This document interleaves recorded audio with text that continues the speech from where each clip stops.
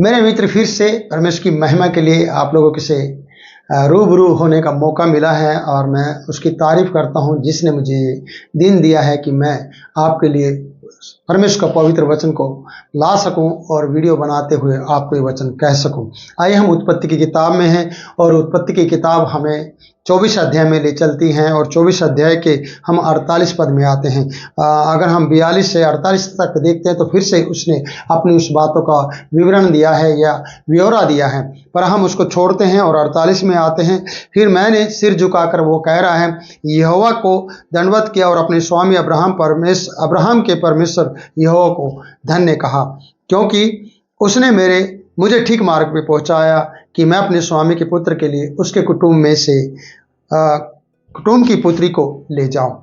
49 पद है, इसलिए अब यदि तुम मेरे स्वामी के साथ कृपा और भलाई और सच्चाई का व्यवहार करना चाहते हो तो मुझसे कहो, यदि नहीं चाहते हो तो भी मुझसे कह दो, क्योंकि मैं दाहिनी या फिर बाईं ओर फिर जाऊं। यहाँ पर यह बात बहुत अच्छी लगी है। अगर तुम मेरे स्वामी के साथ कृपा और सच्चाई का व्यवहार करना चाहते हो तो मुझसे कह दो। प्रियो, सोच के देखिए कि ये बात से डर भी लगता है और इस बात से वाद विवाद भी पैदा हो सकता है, लेकिन यहाँ ये बात कही गई है कि परमेश्वर ने मेरे लिए भलाई की है, सही मार्ग पर पहुंचाया है, उसके कुटुंब में, उसकी पुत्री के पास और आप लोगों के बीच में मुझे पहुंचा दिया है। परमेश्वर ने मेरी यात्रा को आशीष में बदला है। इसलिए यदि तुम मेरे स्वामी के साथ कृपा और सच्चाई का व्यवहार करना चाहते हो तो मुझसे कह दो। कृपा और सच्चाई का व्यवहार की बात यहाँ पर की गई है। कई बार रिश्तेदार भी अपने ही रिश्तेदारों के साथ दुश्मनी मोल लेते हैं क्योंकि वो सच्चाई के साथ व्यवहार नहीं करते हैं, कृपा और भलाई का आचरण नहीं दिखाते हैं, या वो ऐसा व्यवहार नहीं करते हैं जो दूसरे के लिए जी को ठंडा करे। तो यहाँ पर उसके अपने स्वामी के बारे में ये कह रहा है, अगर तुम चाहते हो कि उसके साथ, मेरे स्वामी के साथ कृपा और भलाई और सच्चाई का व्यवहार करना चाहते हो तो मुझसे कह दो।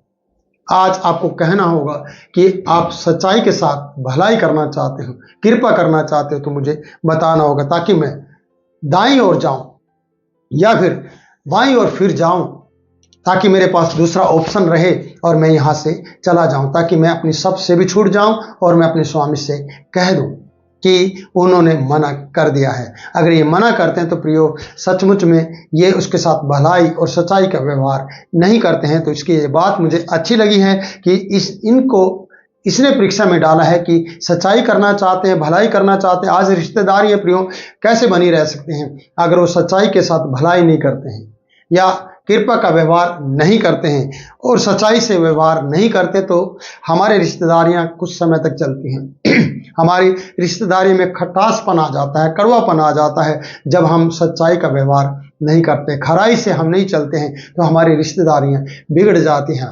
अगर आप अपनी रिश्तेदारी को बनाए रखना चाहते हो तो यहाँ पर लिखा है, कृपा और सच्चाई का व्यवहार करना हमारे लिए बहुत ज़रूरी है, उन सब रिश्तेदारों के साथ और अपने पासवान के साथ और अपने खुदा के साथ। जैसे कि अब्राहम ने सच्चाई और कृपा के साथ परमेश्वर की भलाई की है या परमेश्वर ने उसके साथ भलाई की है, और यहाँ पर उसे डर है कि कहीं मेरे पुत्र के साथ गलत ना हो जाए, कहीं कनानियों में से कोई स्त्री उसके साथ ना जुड़ जाए या कोई रिश्ता उसके साथ ना जोड़ दिया जाए। तो क्योंकि वो बुजुर्ग है, वृद्ध अवस्था में पहुंच गया है, इसलिए उसने अपने दास से ये बातें कही हैं, उसे सारी जिम्मेवारी दी है और दास ने इस जिम्मेवारी को बड़ी सच्चाई के साथ निभाया है, जिम्मेवारी को उठाया है प्रियो, कहीं भी इसने गड़बड़ नहीं की है। तो हम आगे बढ़ते हैं 50 पद में। तब लाबान और बतूएल ने उत्तर दिया, यह बात यहोवा की ओर से हुई है। उन्होंने भी कह दी है इस बात को, लाबान ने और बतूएल ने, कि यह बात तो यहोवा की ओर से है, यह आपकी ओर से भी नहीं है, यह हमारी ओर से भी नहीं है, यह अब्राहम के लिए और इसहाक के लिए यहोवा की ओर से हुई है। यह है रिश्तेदारी निभाने की सही बातें, यह है सही तालमेल आपस में, यह ऐसा ही समानता कि कोई अपने आप को बड़ा छोटा नहीं बना रहा है और यहाँ पर परमेश्वर को महत्व दिया जा रहा है। इन्होंने कहा है, ये बात तो यहोवा की ओर से हुई है, इसलिए हम लोग तुझसे ना तो भला कह सकते हैं और ना ही बुरा कह सकते हैं।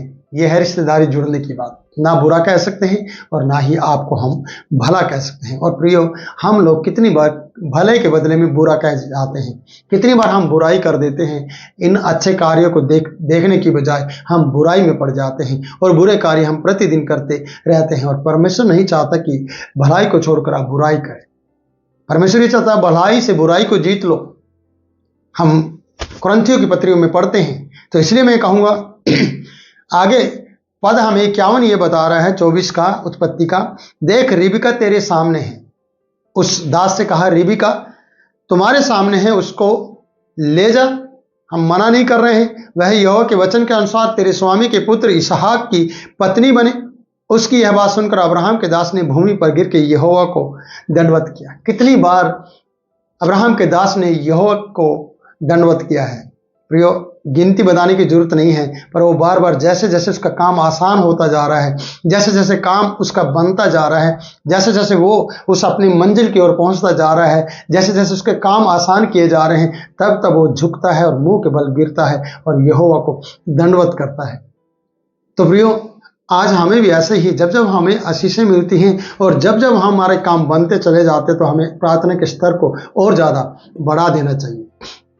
हमने घुटने टेक कर मुंह के बल परमेश्वर के सामने आते हुए सजदा करते हुए प्रार्थना करना चाहिए और कहना चाहिए, परमेश्वर तू मेरे कार्य को सफल कर रहा है। आज आपके कार्य सफल नहीं हो रहे हैं, इसका मतलब आप परमेश्वर को धन्यवाद नहीं दे पा रहे हैं। यहाँ पर अब्राहम के दास के सारे कार्य सफल होते हुए हम देख रहे हैं। तो कहते हैं कि रिबका तेरे सामने है, और जब ये सारी बातें हुई तो उसे ले जा सकता है, तो उसने मुंह के बल गिर कर यहोवा को दंडवत किया है। और फिर 53 पद 53, फिर उसने उस दास ने सोने और रूपे के गहने, फिर से उसने सोना और रूपा निकाल लिया और वस्त्र निकालकर रिबका को दिए हैं, और उसके भाई और उसके माता को भी उसने अनमोल वस्तुएं दी।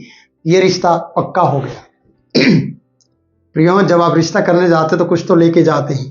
अगर आप लड़की को देखने जा रहे हैं, लड़की का रिश्ता पक्का करने जा रहे हैं अपने लड़के के लिए, तो प्रियो उसके लिए सोने की चैन, नथ और कंगन, ना जाने क्या क्या आप लेकर जाते हैं, और वस्त्र लेकर जाते हैं। उसी प्रकार से रिश्ता जोड़ा जा रहा है। प्रियो, यह आसान नहीं कि लव मैरिज नहीं है बाद में कि ये लव मैरिज मर्ज बन जाए, ऐसा नहीं है। ये ऐसा लव है जो माँ बाप और परिवार के साथ जोड़ा जा रहा है। ये सोना चांदी देकर भी उनके आदरमान सत्कार किया जा रहा है, और ऐसा किया जा रहा है कि वो परिवार तुम्हारे साथ जुड़ गया और तुम्हारा परिवार उसके साथ जुड़ गया है। मैं बिचौलिया तुम्हारे बीच में सच बोल रहा हूँ। ये दास कर रहा है। आप ये काम शायद खुद करेंगे, पर आप कई बार आप खुद भी नहीं करते हैं। यहाँ अब्राहम का दास ये रिश्तेदारी को निभाने के लिए और उसके रिश्तेदारी को पक्का करने के लिए ये काम को कर रहा है। आगे बढ़ते हैं 54 पद, तब उसने अपने संगी जनों समेत भोजन किया। तब किया है भोजन, पहले नहीं। जब तक ये कार्य पक्का ना हो जाए, जब तक उनकी तरफ से हाँ नहीं हो गई, तब तक उसने इस कार्य को भोजन का कार्य नहीं किया या भोजन नहीं खाया। अब लिखा है, तब उसने के संगी जो लोग थे उन्होंने और अपने आप को उन समेत भोजन को खाया और रात वहीं बिताई। और उसने तड़के उठकर कहा, कन्या को हमारे तड़के उठकर कहा, मुझको अपने स्वामी के पास जाने के लिए विदा करो। अब वो उनसे विदाई ले रहा है। आप वो जाना चाहता है कि मुझे जाने दो और मैं जाना चाहता हूँ कि कन्या को मेरे साथ तोड़ दी जाए या कन्या को मेरे साथ चलने के लिए कहा जाए, और उसकी विदाई मुझे चाहिए। पुराने समय में बारात कम से कम 2 दिन 3 दिन, कुछ समय में तो कहते हैं कि 5 दिन से भी ज़्यादा बारात रुकती थी। यहाँ ये बारात दास दासियों की है, ये बारात ऊँटों की है, ये बारात सोना चांदी धन दौलत में लदी हुई दहेज की बारात है।